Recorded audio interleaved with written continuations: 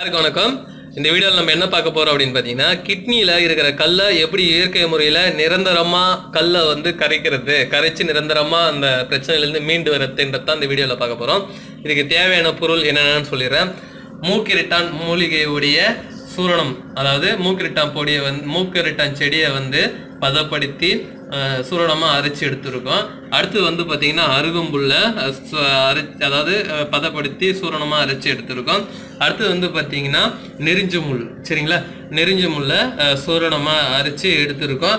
இது 3 இன்க்ரீடியன்ட் தான் நம்மளுக்கு தேவை. அதுக்கப்புறம் பார்த்தீங்கன்னா தண்ணி, சரிங்களா? ஒரு லிட்டர் அளவுக்கு தண்ணி பார்த்தீங்கன்னா நல்லா கொதிக்க வைக்கணும். தண்ணி இது கொதிக்குது பாருங்க.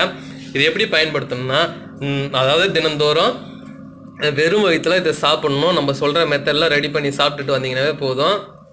இப்போது என்ன பண்ணுறேன்னா, இதுதான் மெயின் இன்க்ரீடியண்ட்டு. இது மூக்கிரிட்டான், சரிங்களா? மூக்கிரிட்டான் மூலிகை பதப்படுத்தி எடுத்து வச்சுருக்கோம். ஒரு 2 டீஸ்பூன் எடுத்துக்கிறோம், சரிங்களா? 2 டீஸ்பூன் ஆட் பண்ணிட்டோம்.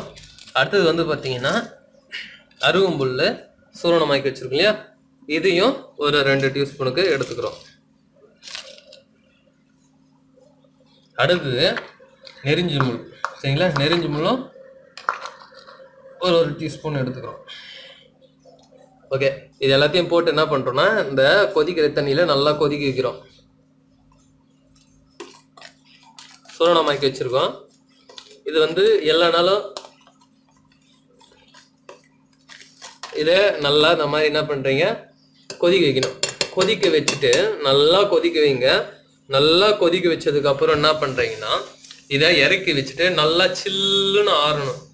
சில்லுன்னு ஆறுனதுக்கப்புறம் இதை வெறும் வயிற்றுல நல்லா அந்த 1 லிட்டர் தண்ணியும் நல்லா குடிச்சிட்டு, யூரின் நல்லா ஃப்ரெஷ்ஷாக போனீங்கன்னா, அடக்காமல் ஃப்ரெஷ்ஷாக போங்க. போயிட்டீங்கன்னாவே போதும். எப்பேற்பட்ட கல்லாக இருந்தாலும் கரைச்சி வெளியே எடுத்துரும், சரிங்களா?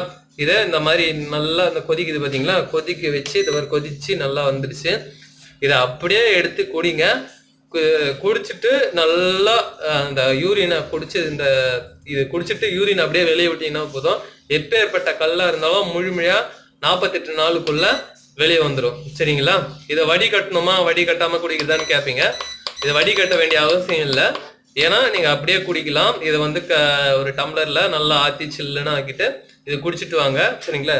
இது ஒரு பார்க்க நிறையா இருக்கிறதுனால அப்படி இருக்குது. இதில் நல்லா மிக்ஸ் பண்ணிட்டீங்கன்னா சரியாயிடும், சரிங்களா? இந்த மாதிரி இது எல்லாமே இது கொதிக்கிறதுனால நிறையா இருக்குது.